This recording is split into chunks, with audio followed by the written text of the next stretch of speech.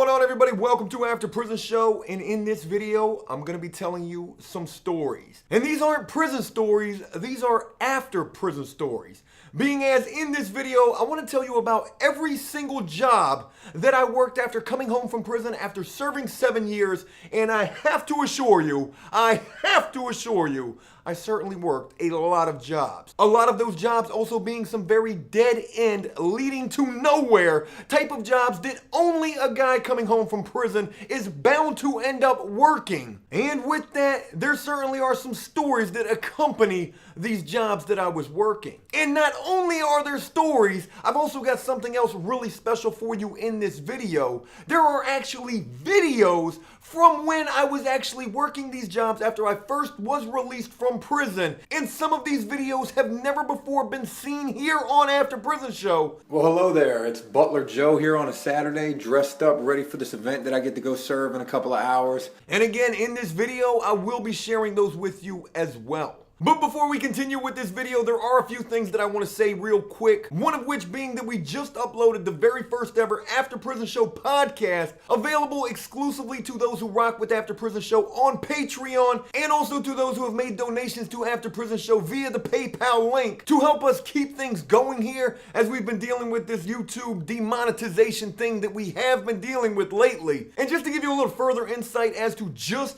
how this demonetization thing has been affecting After Prison Show. Basically what has been happening is a lot of the videos we've uploaded have become yellow marked, meaning that they don't get ads or don't receive as many ads. And then after we appeal those yellow marks, it could take days, sometimes weeks, months. No bullshit, I have seen videos take like 6 months to get the ads back on those videos. And with that, let me go ahead and show you one of our more recent videos that we just uploaded. Arrested 539 times. We just uploaded this video like 2 days ago. This video was yellow marked as soon as it was uploaded, and I think it was just this morning YouTube told us that they were gonna put ads back on this video, and really that does us no good at this point, considering that it's when we upload that we get the most amount of views for those videos, meaning that if we had ads on those videos, we stand a little bit better chance of making some money. But just go ahead and check out this ad revenue that we made off of a video that we uploaded 2 days ago that was originally pretty much demonetized. We've made a whopping $10 off of that video. Woohoo! Cody, what could we buy for $10? Could we buy a XLR cable that we need? We could almost buy one single XLR cable that we needed yesterday when it came to trying to set up all of the audio equipment for the first ever podcast that we did yesterday and just uploaded this morning. So it's me mentioning all of that I first wanted to just show you guys a little bit more of how this demonetization is affecting After Prison Show, but more importantly, just to say thank you to everybody who has been trying to help support and help to keep After Prison Show afloat during what would seem to be another YouTube crisis that we have on our hands. Oh, and real quick, just to throw this in here as well, we are going to be doing a hell of a lot of podcasts moving forward from this point. Yesterday, doing that first podcast, I realized that we are absolutely free to talk about whatever we want to talk about and address whatever that is, however we want to, without really having to filter the content. I got to tell you, that really is like a breath of fresh air. But anyways, moving on with this video, I want to tell you about all of the many different jobs that I had after coming home from prison after serving 7 years, almost a decade, locked up. You're talking about a guy who hasn't had any work experience for almost a decade, has no prior job experience or no prior references from any other jobs that he can put for almost 10 years. So just imagine how many employers were actually jumping at the opportunity to give a guy like me a chance at employment. To be completely honest, it wasn't very many. But it was almost 2 years ago that I found myself in a situation like so many others find themselves in after coming home from serving time and trying to get their lives back on track. And one of the most important things needed in an effort to do that is some sort of employment. And I'm not really sure how many people actually did what I did while locked up, but I have to imagine that it was probably a lot of people. But while I was locked up, I would find myself from time to time sitting there in front of a notepad, writing down like an entire list of objectives. Need to come home and find employment. Hell, I need to come home and find 2 jobs. And with those 2 jobs, I hope to be making at least like $400 a week. And with that $400 a week, I'm gonna spend X amount on rent, X amount on food, X amount on clothes, X amount on other bills and court fines, and that's gonna leave me with a whopping big old fat zero. Nothing left after that at all. But even if I could miraculously come home from prison and jump into a job or two jobs that was paying me something like $400 a week, and even if I had and nothing left after that, after absolutely sticking it to a T to all of those objectives that I had outlined while in prison, I mean, that would be okay because at least I would be moving in the right direction to get my life back together. However, you know, it's while we're locked up that we'll come up with these grand ideas and these plans and these goals and these things that we hope to achieve. But it's once we're released back out into the free world that we realize that it's just not gonna be that damn easy. In fact, a lot of guys come home from prison just like I did with little to none at all in terms of any type of job training or experience. And you know, with everything else already stacked up against you, that certainly isn't going to help you land that job or two jobs where you're hoping to make something like $400 a week. And I mentioned this story a long time ago here on After Prison Show, but I'm going to go ahead and just throw this in here because it's super important to this video. But I can remember the first ever job application that I filled out after coming home from prison, and it was at this fish packing house right down the street from where I was living at. And I'll never forget walking into this place with this notepad thinking that I had all of the answers right here on this notepad. I've got my address right here because there's no way I'm going to remember this after only being home from prison for about a week. I've got some references right here and some phone numbers, some people that I could use as character references. I've got some skills that I've written down right here. Pretty good at selling prison porn, gambling, prison tattooing. I worked in a prison kitchen, hard worker. Yeah, I had a whole bunch of things written down on this notepad, hoping and thinking that this was going to help me land this job at this fish packing house. However, and for whatever reason, I was completely caught off guard. Don't ask me how or why, it's just the way that it was. When I went in and filled out this job application after damn near suffering an anxiety attack, walking into this place that I was completely unfamiliar with, asking the woman working in there, "Can I have a job application?" You think that was a pretty good rendition of what an anxiety/panic attack type of thing would be? It almost looked like I was having a seizure right there. At least that's what it felt like. My brain actually hurts. But I walk into this place, I ask for the application, I begin to fill out the application, I'm using my little notepad, I'm writing down things right off of my notepad, and then I get to the part of the application that absolutely obliterates my mind. And of course, that would be the part that asks you about your prior employment history. I had just served 7 years in prison. I didn't have any real previous employment history. And it was realizing that I didn't have any idea what to put on that job application. In fact, the only thing that I could think to do at that point was to write right across the top of that application, "I just served almost a decade in prison for nonviolent drug offenses and I'm just looking for a fresh start at life." That was the previous employment history that I put down. I'll tell you a part of the application that I had absolutely no problem with, and that would be the part that asked you, have you ever been convicted of a felony? Check yes, and please explain. Wow. Hey, you got any extra paper back there? Because I'm gonna need like 3 or 4 sheets to explain all of this. Needless to say, I did not get that job. So it's with mentioning that story that brought me to another realization during this point in my life. And that was that when you're coming home from prison with all these grand illusions that you're just going to be able to jump back out there into the working world, you're going to be able to jump right back out there into trying to get your life back on the right track, thinking and hoping that you're going to be able to land a decent job, well, in a lot of cases, that's just not going to be the case. And in fact, what I had to realize right then and there was that I was going to need to take and be happy with any damn job I could find at that point, no matter how bad that job was, and all the while still continuing to search for something better. Work a job that you absolutely can't stand, whatever is available to you at that point, all the while still trying to continue to find what just might be the best possible job a guy in my position and anybody else in a similar situation can actually find. And wouldn't you know it, the first job that I found actually was a pretty damn decent job. And I didn't find this job by actually going and putting in an application anywhere, looking in the newspaper for who's hiring, looking on the internet that I didn't even barely know how to use at that point. I actually found this job by reaching out to a guy I had served time with, who had gotten released before me and was out there working a job himself. I reached out to this guy and I said, hey, you're doing some kind of construction, right? Are they hiring? Because I really need a job right now. And wouldn't you know it, I ended up getting a job with this guy, doing renovation construction work. And during this time, we were tearing up old decks and putting in new ones. I was even getting paid $10 an hour doing this work. Not the greatest amount of money to be making, but damn good money for a guy who was fresh home from prison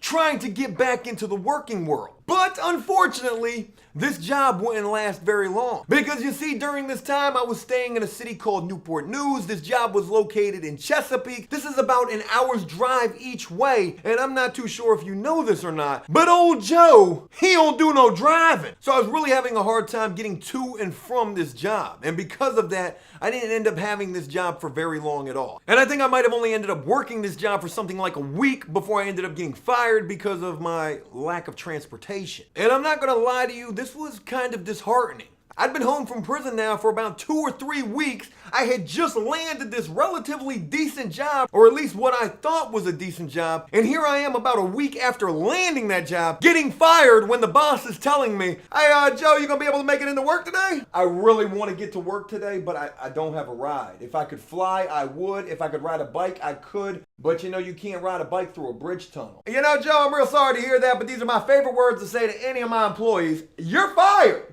Did you hear me? Hello, Joe, are you there? Yes, I'm here. Let me just say it one more time in case you didn't hear me. Hey, boys, gather around. This is what I'm about to do to old Joe right here. Hey, Joe, can you hear me? You there? You still there? Hey, good. In case you didn't hear me that first time, you're fired. You're fired. And I won't confirm neither deny whether I actually shed tears when I did get fired. Damn, just thinking back to it now. Let's just be real, I probably did shed some tears. But it was after getting fired from that job that I realized I was gonna have to find what I could where I was living at. Something relatively close, something that, you know, if I had to walk to and from, I could. And with that, I was kind of in luck. Because relatively close to where I was living at, there was a temp service. A place that was designed especially just for guys like me, fresh home from prison with criminal records, who can't get a job anywhere else. Day labor being what this temp service specialized in. And again, this was relatively close to where I lived. So I went to this temp service, filled out the application, and wouldn't you know it, they told me they were hiring right then for an upcoming banquet serving gig. As excited as I was about this, what exactly is banquet serving? Yeah, I had no idea what banquet serving was or what the hell I was going to be required to do doing this type of work. But they told me right then as they were telling me about this job, hey, don't worry about it. All you need to do is go get you a little tuxedo vest, a little bow tie, some black slacks, a white shirt, and you know, some black dress shoes. And that's gonna be your work uniform for this event. And what you'll be doing at this event, you'll just be serving people food as they're sitting there at some sort of a banquet. Maybe it's a Christmas party or some sort of a celebration. You know, it'll be something like a couple of 100 people. You're good with that, right? You know, as they're telling me that I'll essentially be like a waiter or a butler at this banquet, and also with the fact that there's gonna be like 200 plus people at this event, I'm automatically in that moment being reminded of the day that I came home from prison and walking into Walmart for the very first time and absolutely breaking out into a cold sweat, panic attack, anxiety nightmare because I'm surrounded by so many people and I feel like everybody's looking at me knowing that I just came home from prison. So as the woman's telling me what I'm gonna need for this job and also what I'd be required to do and how this event would be set up, I'm just basically shaking my head like, I'm good with that. Yep, I need the job. I need the job! And just to throw this in there, I'd be making $8 an hour doing this banquet serving work. But I went out with less than $100 to my name, pretty much spent all of that on this work ensemble that I would need for this job. And you know, I really wasn't even too mad about that considering the fact that I looked pretty damn fresh wearing all this. I mean, check me out right here. I thought I was like some Robin Thicke type looking dude. I was looking pretty fresh rocking this banquet serving attire. And you know, one of those never before seen videos that I want to include with all of this is actually from right before I was getting ready to go do one of these banquet serving jobs. Check this out right here. Well, hello there. It's Butler Joe here on a Saturday, dressed up, ready for this event that I get to go serve in a couple of hours. Really looking forward to that, even though my anxiety is trying to get the best of me. Still trying to keep a positive frame of mind though. As you can see, I'm dressed up looking like I'm going to a wedding. Probably going to end up getting treated worse than a dog at this event, but hey, it is what it is. I'm the hired help. I've got no problem with that. I'm ready to do this. Hey, check it out. I got no ride to this event. So now I've actually had to call a cab, but it is what it is. You got to do what you got to do to get where you want to go. And one thing about it, I'm going to make sure I'm doing that every step of the way. Look at what I'm doing. I've got nothing, feeling like I am nothing a lot of the times, but still keeping it positive and striving to be something better. I'm never going to give up. I'm never going to settle for less. And I encourage each and every one of you out there to do the same thing. Have a wonderful day, and I'll see you real soon. Yeah, during this time, I still had no idea how to be in front of the camera, and, you know, just me looking back at this, I can definitely see the anxiety written all over my face, knowing that what I was getting ready to go do was something I had never done before, and also throw in there, it was probably going to be something that I had a pretty tough time dealing with. But the crazy damn thing about it is that I actually did pretty damn good during this banquet serving gig. And not only did I do good, don't get me wrong, when I first walked into this room, saw all of these people dressed to the nines sitting in this room waiting for Butler Joe to serve them their damn dinner. Hey, yo, when y'all gonna start serving dinner around here? We paid $3,000 for these tickets. Damn, $3,000? How much money they making off these banquets? I'm making $8 an hour doing this. It was a little much to deal with, but I overcame that. And not only did I overcome it, I actually enjoyed it. Forget what they were paying me an hour. It wasn't nothing. But the experience alone was enough to make it enjoyable. I was around all of these rich and elite people. And you know, sometimes when you dress for the job you want, you can get the job you want. So me feeling like I was kind of dressed up, I was feeling like, damn, you know, I could fit into something like this. Shit. And what's crazy, thinking back to that mentality that I had, I will never forget telling someone, I can't remember who exactly it was somebody that I was working with during one of these many banquets I would end up serving at, but I'll never forget how I told this person, you know, one day, it's gonna be me they're serving inside one of these banquets. I ain't gonna be the one in here serving people for much longer. One day, I'm gonna be in here getting served by a Butler Joe, just like me right now. And you know, there's a pretty funny story that I want to tell you about one of these many banquets that I ended up serving at. Now, there were a bunch of these banquet gigs that I was Butler Joe at, and it was during Christmas time. There were all of these Christmas parties going on. I'll never forget. A big time car dealership, I can't even remember which one it was. There was Smithfield Packing, a huge meat company here in the local area. There was a Canon Christmas party, Canon Electronics and Cameras. I mean, I'm filming on a Canon camera right now. But I was Butler Joe at a whole bunch of these damn Christmas parties. And I got to assure you that while these people were in there getting drunk and me thinking that I was looking like a young Robin Thicke in here, you got all these men and women in here getting drunk, enjoying themselves for the evening. And there was a time or two during this where women would be sitting there as I'm serving them their dinner, giving me the googly eyes, and also even trying to kick a little game to old Butler Joe. Oh my God. Has anybody ever told you look like Robert Thicke? Bitch, how much you had to drink tonight? Yes, I hear that all the time. I know I look like Robert Thicke. You want a water? You want a water? I'm gonna go get you a water right now. I'll be right back. Yeah, there was a time or two when women, maybe they were a little drunk, would be kind of trying to kick a little game to old Joe here. And I will never forget this one time in particular. Hell, this might have even been the last time that a woman was actually getting ready to hit on me. I'll never forget this for as long as I live because, well, I'm just gonna tell you. But I'm Butler Joe during one of these Christmas parties, and I'm serving the dinner, and I can't help but notice how this woman, she just keeps making eyes with me. She keeps looking at me like,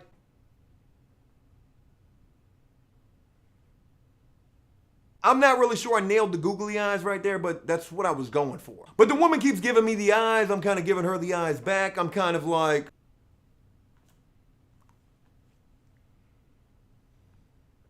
I'm pretty sure that was spot on exactly what I was doing. But after the dinner was served, the dinner plates were picked up, and then the dancing began because a lot of these parties had bands, they had DJs, they had big dance floors. But right as the dancing was getting ready to start commencing, this woman walks up to me and she says, hey, I couldn't help but to notice we were kind of catching each other's eyes right there, and I'm really glad that we did. And at this point, I'm already feeling this. Robin Thicke to the fullest. I'm like, yeah, girl, go ahead and tell me whatever you want to tell me. Tell me I look like Robin Thicke. Tell me you're infatuated with me. You want me to start dancing right now? I can't. What were you about to do, Joe? I wanted to be like, I already know, girl. You're feeling the kid, Butler Joe, aka Old Joe here. Why don't you go ahead and slip me a number? You ain't got a pen? Write it with lipstick, girl.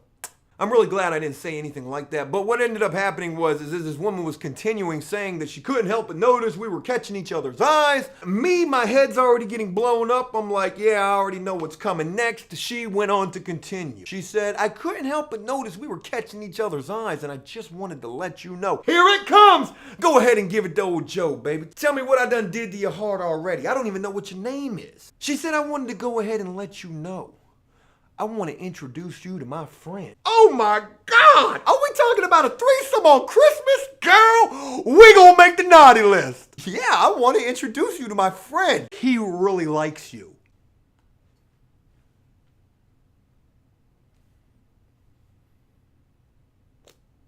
Did you just say he really likes me? I gotta get back to work. Obviously, somewhere along the lines, the signals were crossed. There was a mixed communication. Do I look gay? I mean, I might, but and I got nothing wrong with that. But, God, I thought you loved me. And everybody heard about that too. Everybody that I was working at this banquet with, they heard about it. They were like, damn, Joe! I mean, this was so reminiscent of all of the times that I had been in prison, getting caught masturbating, getting my ass kicked. It was almost like a Vietnam flashback. Damn, Joe, that gay dude, he wanna get with you. He trying to get them Junies. Joe, you gonna give him them Junies. It's Christmas time. You gotta be nice. You gonna make the naughty list, Joe, getting them Junie cake. And you know, it wouldn't only be these banquet serving gigs that I would do through this temp service. There were construction jobs that I worked. I even met a guy who would become a good friend of mine who also worked at the temp service, who worked on these construction jobs with me. We even shot a video on one of these construction gigs. What's happening, everybody? On the job. Me and Wayne. Yeah. We're working. Well, actually, we're not really working. We're shooting a video, but we're supposed to be working, and that's what counts. And I'm pretty sure you could tell that I wasn't taking that job very serious at all because of the fact that we already knew that most all of these jobs that we were working at, I mean, there was no potential at all for us to get hired on with these companies. And believe me, we tried. Day got over with. Boss man gave us the extra half an hour. You know, the boss man, he says to us, he kicks it with us. He's really cool. He likes to talk with us and stuff. So we're always trying to be super cool with him. And he says, hey, so, you know, what's you guys' background? I'm like, well, shit, man, I've done construction, you know. We're like certified construction workers right here. You're looking at 2 certified construction workers. Me, Wayne. We ready. Hire us. So, you know, we give him the background. And then he says, oh, no. Nah, not that background. He says, what's your criminal record look like? And I was like, oh, shit. Well, you know, I got felonies. I got a lot of felonies, guns, drugs, that type of stuff.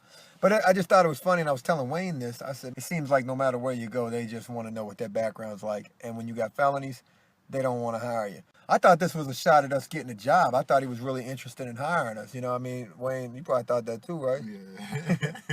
What? I thought he about to put us on with some. What did he tell us that was about, though? What was that?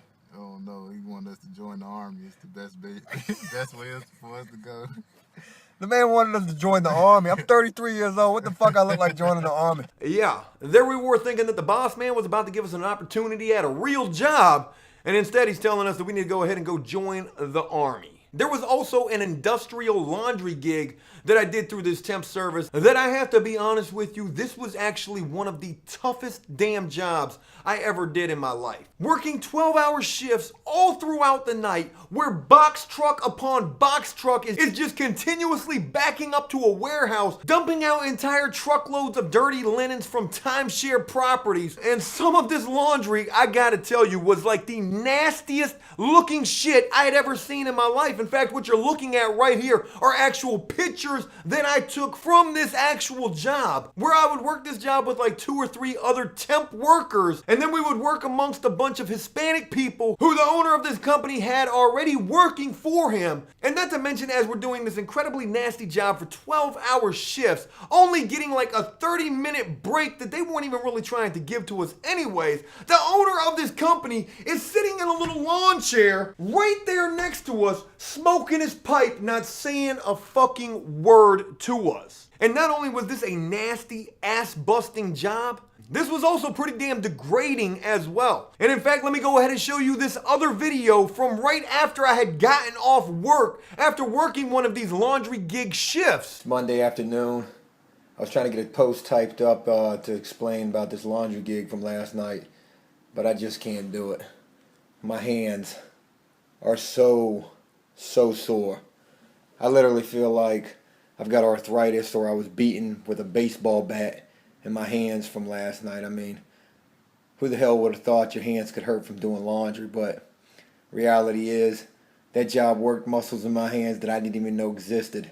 I mean, it's pretty easy for me to see it, and I hope it's easy for you to see as well. But I mean, I'm absolutely exhausted after doing this job. And you know, like I said at the beginning of all of this, when you come home from prison, you're going to have these grand illusions about going out there, being able to find a decent job, and being able to make decent money. But like I was seeing through all of the work that I was doing coming home from prison, and this isn't even all of the jobs. I wanted to tell you all of them. I just don't got enough time in this video. This video would be so long if I continued on with every single one of these crazy jobs that I was working through the temp service. But the point I'm trying to make is a lot of times you're not going to be able to find those really good jobs at first. You're going to have to start somewhere, and in most cases it's going to be at the bottom of the absolute barrel, working the worst damn jobs you'll ever work in your life in an effort to try to rise from that. And that was exactly what I was doing myself. And because of that hard work, determination, and persistence that I had, it would eventually pay off. I would actually be able to get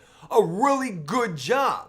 Don't get me wrong, it was no easy job at all. But for a guy with my work history and experience, I mean, this was about the best that I was gonna find. And that would be the concrete pouring job that I had. A job that I was able to obtain because there was another good friend of mine, a guy who I had been in prison with, was already working at this job. I called him, he got me in there, and again, this was gonna end up being the best damn job that I had and also was able to find after coming home from prison. But I can't emphasize enough, not an easy job at all. Some days working 12, 14, 16, even more hours during all weather and conditions, at least 6 days a week. A job where I would actually see a guy that I worked with get killed on that job. And yet all the while that I was doing this job and every other job before this, coming home after prison, I was still pursuing that greater goal and vision that I had, which of course was AfterPrisonShow. And this one last video clip that I want to show you in this video is from a time when I was working at this concrete job, right after I had just gotten off of work and even soaking wet and exhausted. I'm still shooting a video for AfterPrisonShow talking about just how much I'm trying to reach these goals and things that I dream of achieving. So it's 8:30 at night. I'm just now getting off of work. It was hot as hell today. It's like 100 degrees. Heat index like 100 and something. And yeah, trying to balance work and finding time for these videos is not an easy thing to do, especially when you work a job like I work, pouring concrete damn near 24 hours a day. I just worked 12 and a half hours a day. That's really an easy day, actually, minus the heat. It ain't easy trying to do all this. Trying to balance staying on the right track after prison, working, making sure you don't fuck up a good job. I mean, this really is a good job. It's hard. I'm soaked. I'm absolutely soaked right now. But you know, they pay me decent. I'm not gonna make the kind of money I'm making here anywhere else, so I have to do this. And then trying to shoot videos at the same time. It's not easy to try to balance all of these things, but trying to.